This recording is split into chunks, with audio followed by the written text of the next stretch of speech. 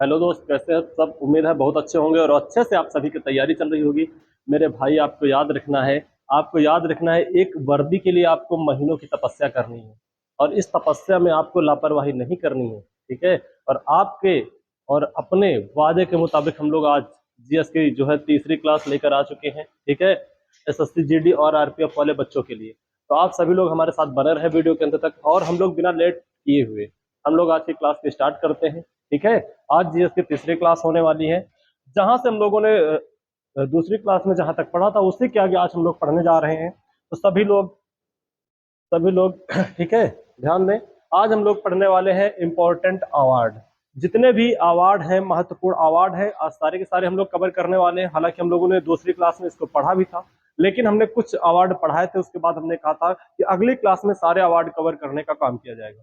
आप किसी भी वनडे एग्जाम में बैठे, चाहिए एसएससी जीडी हो, चाहे आरपीएफ हो या एनटीपीसी हो, आप किसी भी वनडे एग्जाम में अगर बैठ रहे हैं, और यही नहीं, एमटीएस सीपीओ, इधर भी जो है, इधर अवार्ड से जो क्वेश्चन है ये पूछे जाते हैं। तो आइए हम लोग शुरुआत करते हैं।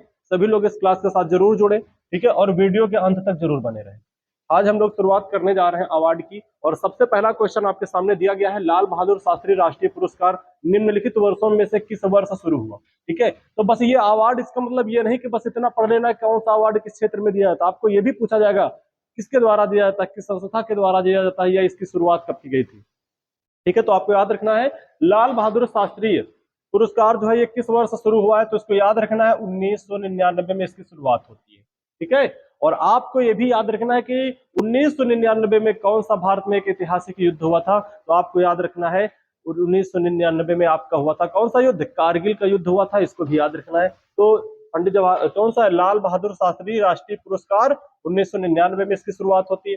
फिर आपसे पूछेगा, लाल बहादुर शास्त्री राष्ट्रीय पुरस्कार निम्न में से किसके द्वारा दिया जाता है। तो प्यारे बच्चों, याद रखना है, लाल बहादुर जो शास्त्री राष्ट्रीय पुरस्कार है, यह जो है राष्ट्रपति जी के द्वारा दिया जाता है। जो भारत का राष्ट्रपति होता है उसी के हाथों से इसको देने का काम किया जाता है।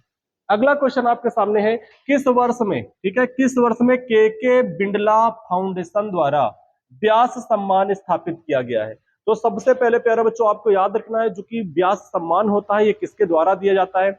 तो व्यास सम्मान के बिड़ला फाउंडेशन के द्वारा दिया जाता है। तो इसकी शुरुआत कब हुई थी, तो इसकी व्यास सम्मान की शुरुआत 1991 में हुई थी। तो दोनों पॉइंट याद रखना है, के बिड़ला फाउंडेशन के द्वारा व्यास सम्मान दिया जाता है, और इसकी शुरुआत कब से हुई थी, तो 1991। अगला क्वेश्चन आपके सामने दिया गया है, कांग्रेस किस वर्ष में राष्ट्रीय एकीकरण के लिए इंदिरा गांधी पुरस्कार की शुरुआत करती है। ठीक है। तो आपको याद होना चाहिए कौन सा राष्ट्रीय एकीकरण के लिए दिया जाता है, कौन सा पुरस्कार है, तो इंदिरा गांधी। पहले तो आपको याद रखना है, इंदिरा गांधी पुरस्कार किसके लिए दिया जाता है, राष्ट्र के एकीकरण के लिए दिया जाता है। और इस अवार्ड की स्थापना यानी शुरुआत कब से हुई बच्चों, तो आपको याद होना चाहिए 1985 में इस अवार्ड की स्थापना की जाती है, इंदिरा गांधी पुरस्कार की शुरुआत की जाती है।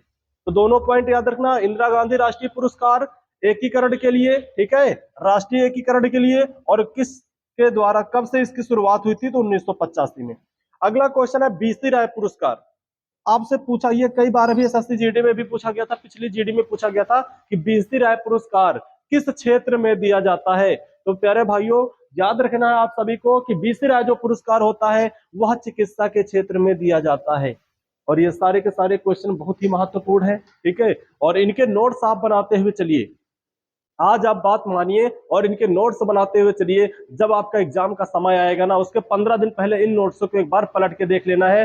मैं आपसे वादा कर रहा हूं कि सबसे ज्यादा जो आपका वीक पॉइंट होता है, हर बच्चे का सबसे कम नंबर जिसमें आते हैं, वो होता है जीएस का। ठीक है। तो जीएस के पोर्शन को अभी से मजबूत करिए, सारे क्वेश्चनों को नोट्स बनाते हुए चलिए। इस बार आपके जीएस में अच्छे नंबर आने वाले हैं, ये आपसे मैं वादा कर रहा हूं, लेकिन इसमें लापरवाही आपको नहीं करनी है। ठीक है। अगला क्वेश्चन दिया गया है, कौन सा पुरस्कार भारत के राष्ट्रपति द्वारा अंतरराष्ट्रीय महिला दिवस के अवसर पर प्रदान किया जाता है।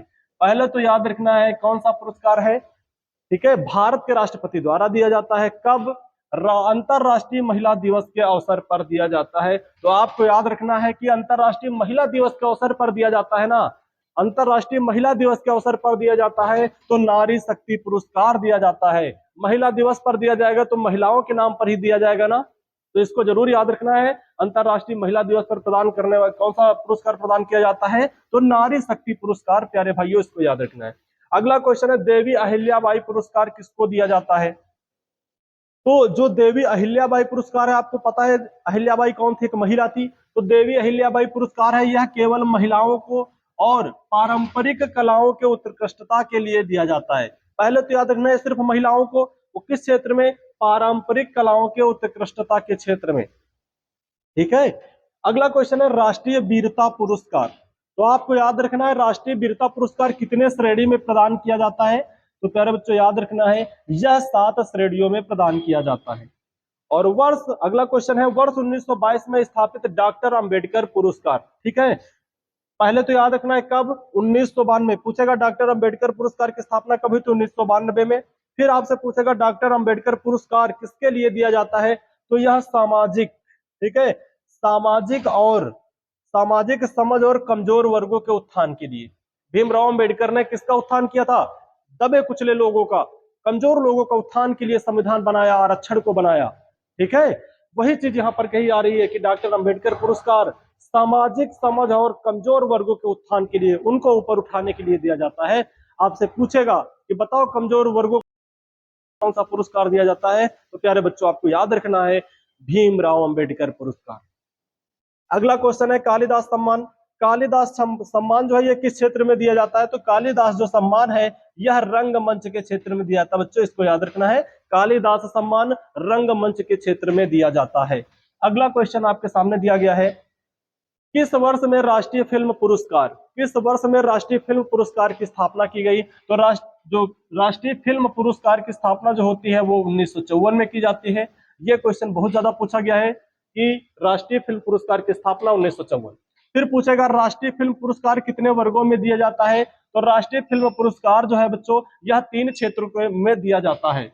अगला क्वेश्चन आपके सामने दिया गया है स्वर्ण कमल पुरस्कार। तो स्वर्ण कमल पुरस्कार एवं रजत कमल पुरस्कार किस क्षेत्र से संबंधित है? तो स्वर्ण कमल और रजत कमल जो पुरस्कार हैं प्यारे बच्चों ये सिनेमा के क्षेत्र से जुड़े हुए हैं या संबंधित है। ठीक है, फिर आपसे पूछेगा दादा साहब फाल्के पुरस्कार किस क्षेत्र में दिया जाता है? तो दादा साहब फाल्के पुरस्कार जो है यह भी सिनेमा के क्षेत्र में ही दिया जाता है, क्योंकि आप सभी को पता है कि दादा साहब फाल्के कौन थे। अगला क्वेश्चन है वर्ष 2024 से शुरू मदर टेरेसा पुरस्कार। पहले तो याद रखना है मदर टेरेसा पुरस्कार कब से शुरू हुआ है? तो प्यारे बच्चों याद रखना है 2004 से इसकी शुरुआत होती है। और किस संस्था द्वारा अगर दिया जाता है, पूछे मदर टेरेसा पुरस्कार किस संस्था के द्वारा स्थापित किया जाता है या दिया जाता है? तो हारमनी फाउंडेशन के द्वारा दिया जाता है। ठीक है, हारमनी फाउंडेशन के द्वारा कौन सा पुरस्कार दिया जाता है? मदर टेरेसा पुरस्कार। बच्चों इसको ध्यान में रखना है। अगला क्वेश्चन दिया गया मदर टेरेसा को नोबेल शांति पुरस्कार कब सम्मानित किया गया था? यानी जो मदर टेरेसा जी थी इनको नोबेल पुरस्कार, नोबेल के शांति पुरस्कार से कब सम्मानित किया गया था? तो 1979 में मदर टेरेसा जी को शांति के नोबेल पुरस्कार से सम्मानित किया गया। फिर आपसे पूछेगा कलिंग। प्यारे बच्चों कलिंग एक भारत के जो है प्राचीन इतिहास में एक राजा हुए हैं जिनका नाम आपने सुना होगा अशोक। ठीक है, अशोक के द्वारा एक युद्ध लड़ा जाता है जिसका नाम होता कलिंग। कलिंग को देखा जाए तो वर्तमान में उड़ीसा के क्षेत्र में पड़ता है। ठीक है, और एक बहुत भयानक युद्ध होता है और इसी युद्ध के बाद अशोक ने अपने अस्त्र शस्त्र त्याग दिए थे। तो आपसे एक तो ये क्वेश्चन पूछा जाता है कि कलिंग का युद्ध किस शासक के द्वारा लड़ा गया? तो आपको पता होना चाहिए बच्चों अशोक के द्वारा लड़ा गया। दूसरा पूछेगा कि कलिंग का युद्ध कब हुआ था? तो 261 ईसा पूर्व में लड़ा गया था, ये भी याद रखना है। और यहाँ पे हम बात कर रहे हैं कलिंग पुरस्कार की। तो पहले आपको याद रखना है कलिंग पुरस्कार जो है किस संस्था के द्वारा प्रदान किया जाता है? तो जो कलिंग पुरस्कार है यह यूनेस्को के द्वारा दिया जाता है। बच्चों ये बात आपको याद रखनी है। कलिंग पुरस्कार की बात करेगा तो किसके द्वारा दिया जाता है? यूनेस्को के द्वारा दिया जाता है। अगर आपसे पूछे यूनेस्को कलिंग पुरस्कार किस क्षेत्र में दिया जाता है? तो कलिंग पुरस्कार जो यूनेस्को के द्वारा दिया जाता है यह विज्ञान के क्षेत्र में दिया जाता है और इसकी शुरुआत 1951 में की गई। दोनों पॉइंटों को आप सभी को याद रखना है। कलिंग किस क्षेत्र में? विज्ञान के क्षेत्र में। शुरुआत कब की गई थी? 1951 में की गई थी। अगला क्वेश्चन दिया गया है देश के सर्वोच्च पुरस्कारों में से एक पद्म पुरस्कार की स्थापना। ठीक है, स्थापना निम्नलिखित में से किस वर्ष हुई थी? ठीक है, पद्म होना चाहिए। तो पद्म पुरस्कार की भी स्थापना जो है कब हुई थी? 1954 में की गई थी। अगर आपसे पूछे, अगला क्वेश्चन दिया गया, भारत सरकार ने 1954 में 2 नागरिक पुरस्कार की स्थापना किया था। तो एक तो आपका हो जाएगा बच्चों भारत रत्न और दूसरा हो जाएगा पद्म विभूषण। दोनों याद रखना है, पद्म विभूषण और भारत रत्न। आपसे पूछेगा भारत रत्न की शुरुआत कब हुई थी, तो बच्चों आपको याद रखना है कि 1954 के अंतर्गत इसकी की गई थी स्थापना। अगला क्वेश्चन है, भारत का सर्वोच्च नागरिक पुरस्कार निम्नलिखित में से कौन है। अगर पूछेगा भारत का, ठीक है, भारत का सर्वोच्च नागरिक पुरस्कार, सर्वोच्च में कई क्षेत्र होते हैं, तो अगर सर्वोच्च नागरिक पुरस्कार की बात करेगा तो सर्वोच्च नागरिक पुरस्कार जो होता है बच्चों वो भारत रत्न कहलाता है, आपका सबसे बड़ा माना जाता है। अगर आपसे पूछे, ठीक है, अगला क्वेश्चन दिया गया है, स्वतंत्र भारत का पहला भारत रत्न पुरस्कार, यानी स्वतंत्र भारत में पहला भारत रत्न पुरस्कार किसे दिया गया, तो पहला पुरस्कार भारत रत्न जो दिया गया था वह सीवी रमन को दिया गया था। अगला क्वेश्चन, नागरिक पुरस्कारों को उनके सम्मान के उपाधि के अनुसार, नागरिक पुरस्कारों को उनके सम्मान के उपाधि के अनुसार आरोही क्रम में, ठीक है, आरोही क्रम में व्यवस्थित कीजिए। तो आपका आरोही क्रम क्या होगा, आपको याद रखना, सबसे पहले पद्म श्री, फिर उससे बड़ा पद्म भूषण, पद्म विभूषण, और फिर आपका आता है भारत रत्न। तो आरोही क्रम से अभी आपसे लगाने को पूछे, याद रखना पद्म श्री, पद्म भूषण, पद्म विभूषण और भारत रत्न, ये इनका आरोही क्रम होता है। अगला क्वेश्चन है, श्री राजगोपालाचारी, सीवी रमन और भारत रत्न के पहले प्राप्तकर्ता थे। तो पहले तो दो लोगों को दिया, याद रखना ये दोनों लोगों को तो दिया गया था, श्री राजगोपालाचारी, सीवी रमन, और इनके साथ किससे दिया गया था पहली बार, तो याद रखना है सर्वपल्ली राधाकृष्णन। इन 3 लोगों को पहली बार एक साथ भारत रत्न दिया गया था। तीनों नाम आपको याद होना चाहिए, श्री राजगोपालाचारी, सीवी रमन और सर्वपल्ली राधाकृष्णन, जिनके जन्म दिवस पर हम लोग शिक्षक दिवस के रूप में भी मनाते हैं। और भारत के, आप लोग बताएंगे भारत के पहले उपराष्ट्रपति कौन थे, इसका आंसर सभी लोग जरूर बताएंगे कमेंट में, ठीक है। अगला क्वेश्चन है, भारत रत्न और नोबेल पुरस्कार से सम्मानित होने वाले प्रथम भारतीय, ये कई बार पूछा गया है कि भारत रत्न और नोबेल पुरस्कार से सम्मानित होने वाले, यानी दोनों पुरस्कार पाने वाले पहले भारतीय कौन थे, तो यह सीवी रमन ही थे, ठीक है। इन्होंने भारत रत्न और पहले नोबेल पुरस्कार प्राप्तकर्ता भी हैं, तो याद रखना है दोनों पुरस्कार पाने वाले पहले भारतीय तो सीवी रमन को याद रखना। अगला क्वेश्चन दिया गया, भारत रत्न से सम्मानित होने वाली पहली महिला, आपसे पूछेगा भारत रत्न से सम्मानित होने वाली पहली महिला कौन है, तो प्यारे बच्चों आपको याद रखना है इंदिरा गांधी जी है, और इन्हीं को भारत रत्न से पहली बार सम्मानित किया गया। अगर पूछा जाए मरणोपरांत भारत रत्न से सम्मानित होने वाले प्रथम व्यक्ति, यानी मरने के बाद पहली बार भारत रत्न किसे दिया गया था, तो वह जो है लाल बहादुर शास्त्री को दिया गया था, याद रखना है, ठीक है। सबसे पहली बार पूछेगा तब भी याद रखना है, अगर पूछेगा महिलाओं में तो इंदिरा गांधी को याद रखना है, अगर पूछे मरने के बाद पहली बार भारत रत्न किसे दिया गया था तो वो लाल बहादुर शास्त्री हैं। अगला क्वेश्चन है, भारत रत्न पाने वाले पहले और एकमात्र उद्योगपति कौन है, यानी भारत रत्न पाने वाले पहले और एकमात्र उद्योगपति, यानी कि अभी दूसरे किसी को नहीं दिया गया है, तो ये है JRD टाटा। इनको याद रखना है, JRD टाटा है, ये पहले उद्योगपति हैं और आखिरी भी हैं जिन्हें भारत रत्न से सम्मानित होने का मौका मिला। अगला क्वेश्चन है, पद्म विभूषण भारत का कौन सा नागरिक पुरस्कार है, तो बच्चों आपको याद रखना है पद्म विभूषण भारत का दूसरा नागरिक पुरस्कार है, यानी दूसरे नंबर का पुरस्कार है। अगला क्वेश्चन है, दूसरा उच्चतम पद्म पुरस्कारों की घोषणा प्रत्येक वर्ष किसके आसपास की जाती है, तो जो उच्चतम पुरस्कारों की घोषणा जो की जाती है वह गणतंत्र दिवस के आसपास की जाती है। ये सारे पॉइंट आपको याद रखना है, बहुत अच्छे क्वेश्चन है, ठीक है।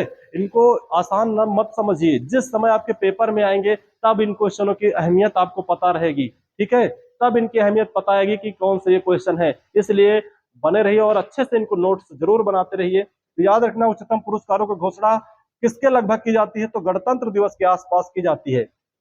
अगला क्वेश्चन दिया गया, पद्म विभूषण को भारत में कौन सा सर्वोच्च नागरिक पुरस्कार माना जाता है, तो जो पद्म भूषण है इसको तीसरा सर्वोच्च नागरिक पुरस्कार माना जाता है भारत के अंदर।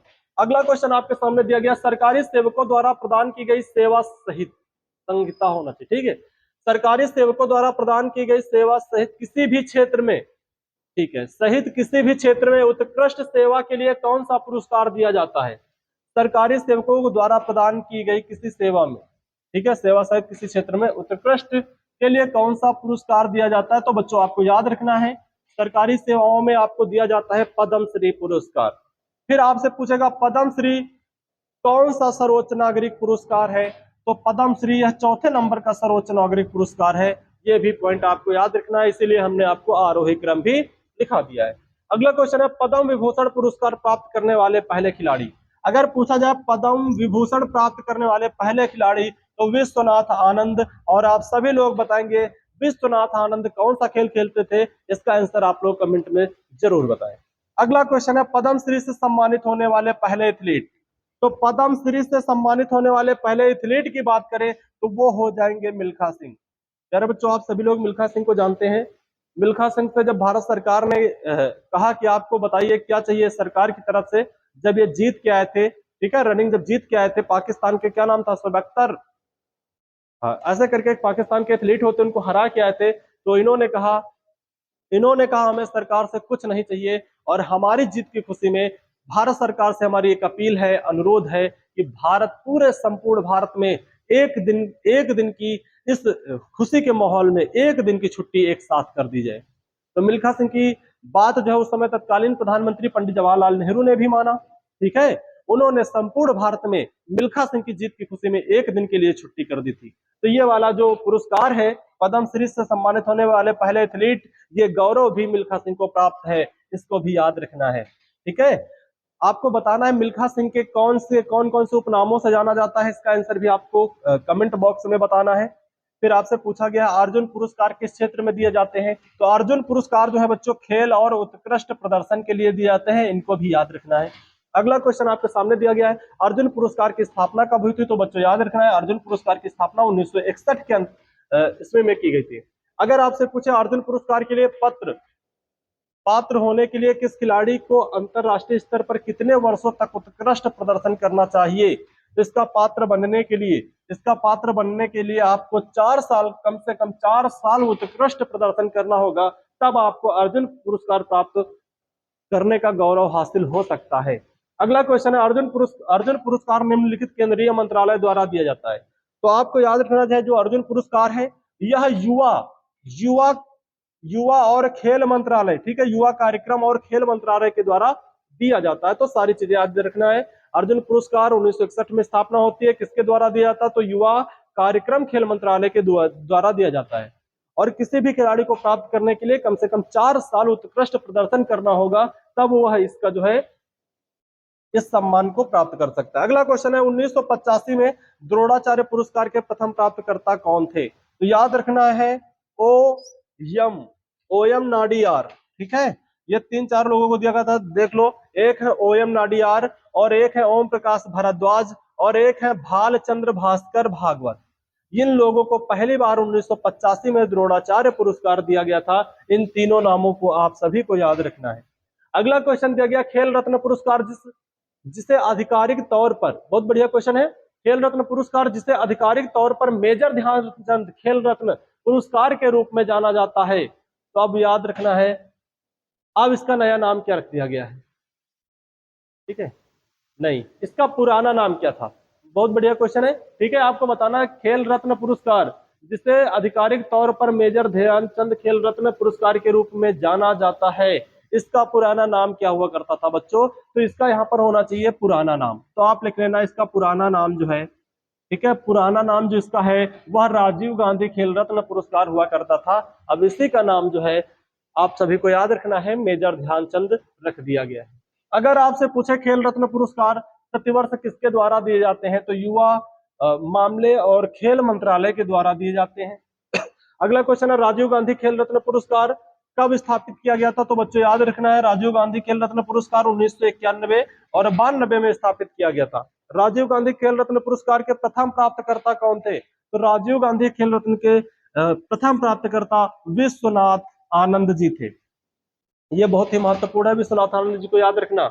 कौन सा गणतंत्र भारत का सर्वोच्च खेल सम्मान है, तो गणतंत्र भारत का सर्वोच्च खेल सम्मान जो है वो खेल रत्न पुरस्कार है, प्यारे बच्चों, इसको याद रखना है। अगर आपसे पूछे किस वर्ष में भारत सरकार द्वारा गौरवमय में ध्यानचंद पुरस्कार की स्थापना की गई, ठीक है, ध्यानचंद पुरस्कार की स्थापना की गई, तो इसको याद रखना है, ठीक है, 2002 में इसकी स्थापना की जाती है, इसको भी आप सभी को याद रखना है। अगर पूछे कौन सा पुरस्कार भारतीय खिलाड़ियों को खेल में उनके जीवन भर के योगदान के लिए दिया जाता है, तो जीवन भर के योगदान के लिए ध्यानचंद पुरस्कार दिया जाता है। इसको आप सभी लोग याद रखेंगे।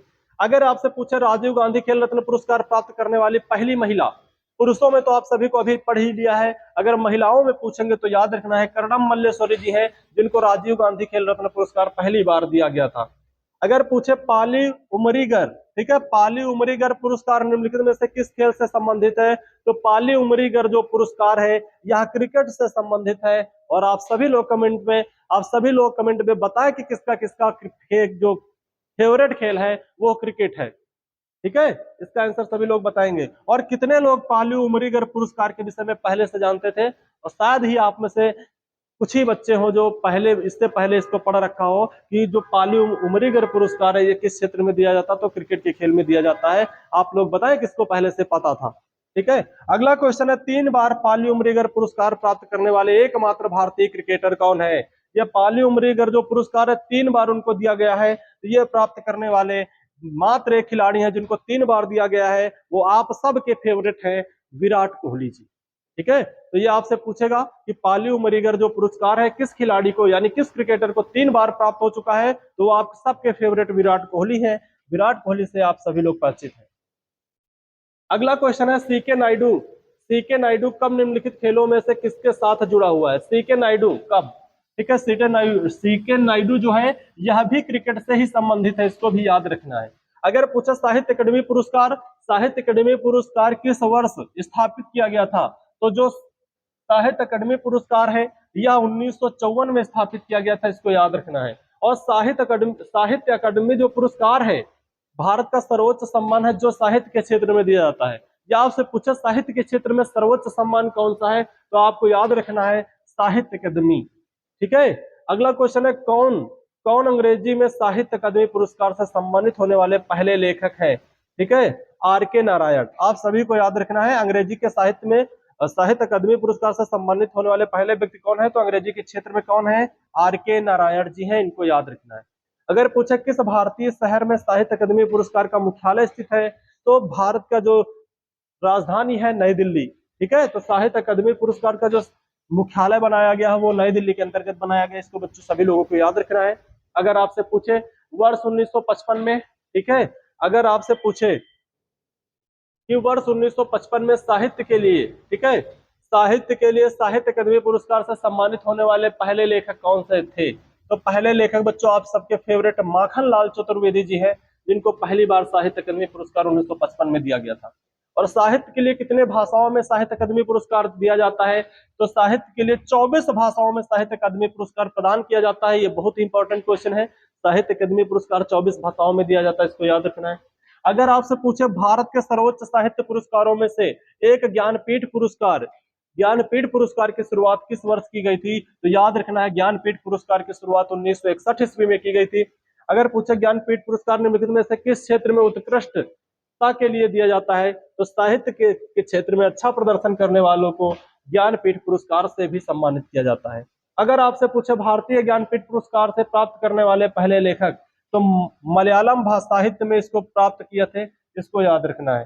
ठीक है, पूछा कि ज्ञानपीठ पुरस्कार सबसे पहले प्राप्त करने वाले लेखक कौन है, तो याद रखना है मलयालम साहित्य से है। और अगर पूछा ज्ञानपीठ पुरस्कार के पहले विजेता कौन है, तो ज्ञानपीठ पुरस्कार के पहले विजेता बच्चों जी शंकर कुरूप मलयालम है। यही तो अभी पूछा गया था आपसे, ठीक है, यही तो पूछा गया था। तो पूरा नाम इनका है जी शंकर कुरूप मलयालम, इसको याद रखना है। अगर पूछे सरस्वती सम्मान, ठीक है, आपसे पूछेगा सरस्वती सम्मान किस क्षेत्र में दिया गया है, तो सरस्वती सम्मान जो है यह साहित्य के क्षेत्र में दिया जाता है, इसको बच्चों नोट कर लेना है। अगर आपसे पूछा साहित्य कार्यों के लिए सरस्वती सम्मान पुरस्कार कितनी भाषाओं में दिया जाता है, तो साहित्य कार्यों के लिए जो सरस्वती सम्मान है वह 22 भाषाओं में दिया जाता है, इसको याद रखना है। ठीक है, अगर पूछा सरस्वती सम्मान किस संस्था के द्वारा दिया जाता है, तो बच्चों याद रखना है सरस्वती जो सम्मान है साहित्य के क्षेत्र में दिया जाता है, यह के बिरला फाउंडेशन के द्वारा वितरित किया जाता है या प्रदान किया जाता है। ठीक है, और सरस्वती सम्मान के पहले विजेता कौन है, तो प्यारे बच्चों सरस्वती सम्मान के जो पहले विजेता है वो आपके हरिवंश राय बच्चन जी। ठीक है। और हरिवंश राय बच्चन जो है अमिताभ बच्चन के पिताजी थे, आप सभी को पता है। ठीक है, तो आज की जो क्लास थी बहुत ही अच्छी क्लास थी, और सारे नोट्स जितने भी ये क्वेश्चन आज दिए गए थे सारे के सारे क्वेश्चन एकदम सेलेक्टेड हैं। ठीक है, यहाँ से क्वेश्चन बहुत ज्यादा पूछे जा रहे हैं, तो सारे नोट्स आप लोग अच्छे से बना लीजिए और अपनी तैयारी को मजबूत बनाइए। ठीक है, तो आज की क्लास यहीं तक, मिलते हैं हम लोग नेक्स्ट क्लास में। जय हिंद, जय भारत।